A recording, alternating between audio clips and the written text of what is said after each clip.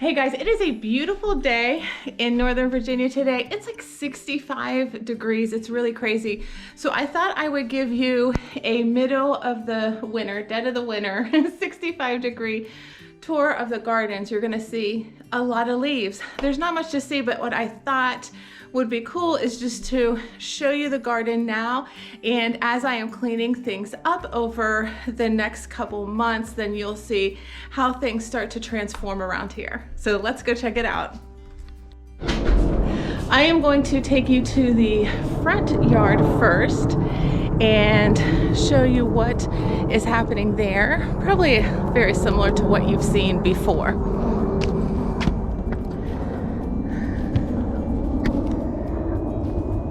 So first up here we have this new area that I've showed you a couple times that I did in the fall. So over the next couple days, what I want to do here is get this line edged, get those 9-bark cultivars in, and I might just go ahead and cover that with some wood chip. This is, guys, Japanese Pachysandra. Use this as an example not to plant it.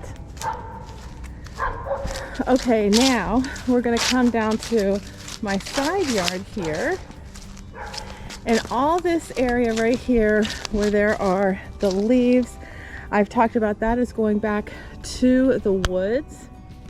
And so I have witch hazels, and I have, I have a bunch of things. Over the next week or so, I need to figure out where I'm going to plant those trees and those bushes. And then the yellow flags here are to mark the gas line, because there is a gas line, and you should always call Misc Utility to make sure that you aren't going to mess with any things like that. So behind me here, this is the whole area that I am going to be adding a bunch of different trees and bushes. So those are 9-barks, witch hazel, silky dogwood. I can't remember. I think I got some things from a couple different places to put there. Now, since I put the leaves in through here, I don't know where my path is anymore. I think it's over here. So these are all the fall leaves. Down here, you can see the Carex amphibola. So this actually lines the old bed right there. I have Christmas fern back in here.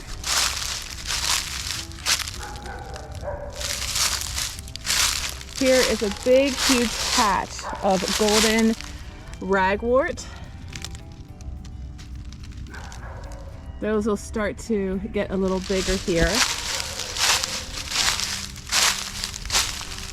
Right in this area is a big patch of lily in the valley that I need to figure out how to get rid of, but that's to be determined. That's more golden ragwort. Okay, here's my path, and this path needs to be, I'm going to blow the leaves with my electric leaf blower and then put down wood chips so that you can see, what's here.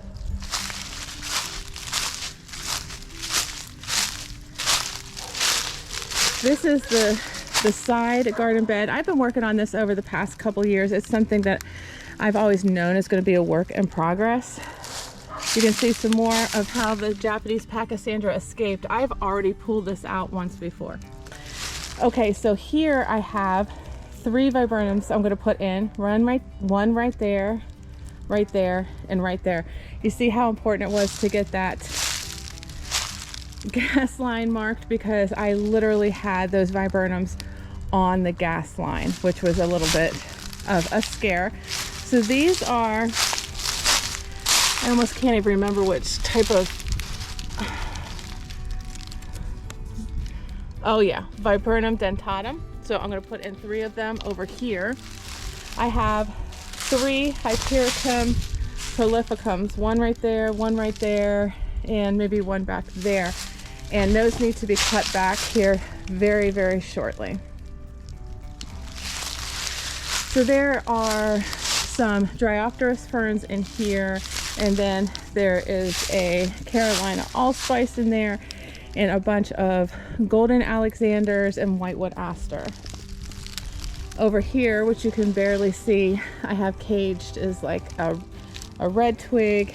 These are American hazelnut, American blatternut, and then I don't know if you can see in the camera, but there are a lot of cages here because I want to keep these bushes nice and protected from the deer for a couple years until they can handle their own. Here is a devil's walking stick, in case you're interested. I love these guys. These ones are too close to the path, so I am going to remove them, and I have lots of devil's walking sticks, so these are probably going to go out to my parents' house. You can see already the new growth on the golden Alexanders there. So not much green to see yet. Right here is a holly that I don't want. So we cut it down, it had a disease. Now I think I might have to cut it back here and then maybe paint it with some sort of chemical so it doesn't come back, because I do have a Carolina allspice there. And then I want to put the Viburnum dentatum that I'm pruning in a tree form right here. And then right here I have some more of a whole row of my Hypericum prolificums, and those are all getting cut back by more than 50% here in the next week or so. Okay, now we're walking down the path a little bit. Here is an eastern red cedar. I'm going to transplant this guy. It looks like we have a bunch of foxes, and I think maybe the foxes are peeing on it, and that's why it's doing that. But anyway, yeah, this whole area right here is shrubby St. John's wort that needs to be cut back. And then I started to line this bed right here with the blue carex. I just pop in little baby ones as I see them. This behind me all through here, this is Caesar's garden, the garden, woodland garden that I named after my golden who passed shortly after we moved in here. And so this is where you see a lot of my videos and my photos from for my woodland. So a lot of my jack-in-the-pulpits and May apples and Christmas ferns and all those fantastic plants are back here. Let me turn you around and show you some specific areas. Here is some, if you can see it, some whitewood aster. But this is the jack-in-the-pulpit golden Alexander patch, and then Christmas ferns. This is my path. You can hardly see it because it really needs to be re-chipped, if that's even a word. Over on this side I have a lot of seed heads of whitewood aster, and there is some, here we go, northern sea oats. You can see how cool those seed heads are. Right here is my cherished redbud that I grew and just used to be like 12 inches tall. I love that thing. Okay, over here, this is Carex grizzia, and then it looks like my bottle brush grass is starting to come up. Here is a Hypericum prolificum that needs to be cut all the way back, and then I put another Carolina allspice in there. The hellebores are blooming, and it's a lot of leaves right now. Here is a red bud. This area fills in with the lady fern, the blue carex here, the blue sedge, and then here is some of that Allegheny pachysandra. This is the native pachysandra. My little dry creek riverbed runs through here. We should see a lot more grasses and things like that this year. The wood reed grass, that's what this is. That's starting to pop up here and looking nice and pretty. On the other side of the path, what do we have? Oh, here. This is a devil's walking stick. They get huge. They're no joke. And they spread like pretty quickly. Like here's one that I can move. I'm going to put some on the back end of the property and at my parents' house. Here we have a little persimmon. Looks like it might have been nibbled by the deer. Probably should have caged that a little bit better.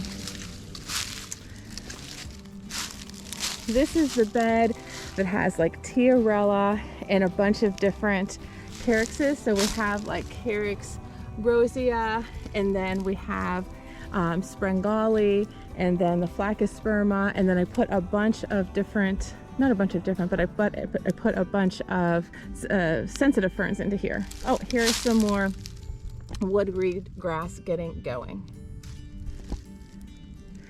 And then over here is my bird garden, and let me take you in there. In the bird garden, I have lots and lots of golden Alexanders. And then I have here a 9-bark, and there's maybe 3 viburnums up in here, elderberry trees. They're starting to, they're already starting to get going. Wow, it's early. So these are all elderberries back here. There should be a, oh, here it is. Here is a Hearts of Burston bush right there. It's in here because deer will get it otherwise. Over there, I usually have a ton of woodland sunflower. And then you can see that the daffodils are starting to pop up everywhere. I'm hoping that this golden ragwort just totally ends up covering the ground over time through this whole entire place. In front, there are high bush blueberries. Again, these are the viburnums, and then there's cinnamon fern. Not much to see yet, but this will definitely be pretty cool as we get going here. Back here in my bird garden, this is all fenced. It's about like a 7-foot fence, and I really just wanted an area where I could have berry bushes and trees and different plants that the birds would love, but the deer eat all those all the time. So we fenced this, and after a few goes at trying to get it fenced, it's finally working and keeping the deer out. So I am getting elderberries and blueberries and things like that for the birds in here. So I've really enjoyed it. While I don't like to have the fence, I've really just enjoyed having this area here that the deer can't get into, and I can actually see these plants grow to maturity. Okay, so we're walking down the path a little more, and then I'm going to take you around and show you another hellebore patch and the pawpaws. This area right here is in front of, or I don't know, I guess it depends, behind the hellebores. So there are a lot of caryxes in here, but I really need to do something else in here this year and amp it up. But over here are my hellebores, and those are not native, in case you're wondering, but here they are.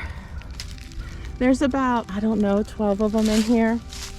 And I have this area mixed in with some grasses so that when the hellebores go over, there is definitely textural interest here with the big, huge hellebore leaves and the blades of the grasses. And then over here, here's one of my pawpaws. I have 3 pawpaws in here, and then we have usually woodland sunflower. There is a caryx in here. I don't know if that's Caryx, Pennsylvania Caryx or what, but I bought it at a native plant nursery and it was mislabeled, and I knew it was mislabeled, but I was like, oh, of course it's not. Anyways, it is, so I don't really know what it is. And every time the seed heads come out, I try to ID it, but I can't get an ID. So anyway, woodland sunflowers that the deer always eat are in there, and I did start adding some golden Alexanders. I think I'm going to add some pycnanthemum and canum in here and see if it'll keep the deer off of the golden Alexanders. So that is a quick tour of the woodland garden. You're seeing a lot of leaves, not too much green yet, but I did want to show you what it looks like here right now before I start cleaning up. If this content appeals to you, I would love it if you would consider subscribing to my channel. So just click the subscribe button, click the bell button to be notified when I release a new video, and then that will take care of that. Okay guys, so that's it for today. I wanted to give you a quick dead of the winter garden tour so you can see that I basically start with a blank canvas every year, and it is time for me to start getting things cleaned up, like getting my paths mulched, getting some of the debris out that I know that the wildlife isn't messing with, just getting some things ready so when the spring comes, then I am ready to get as many plants into the ground as I can. So guys, thank you so much for joining me today. Happy gardening, and I will catch you again next time.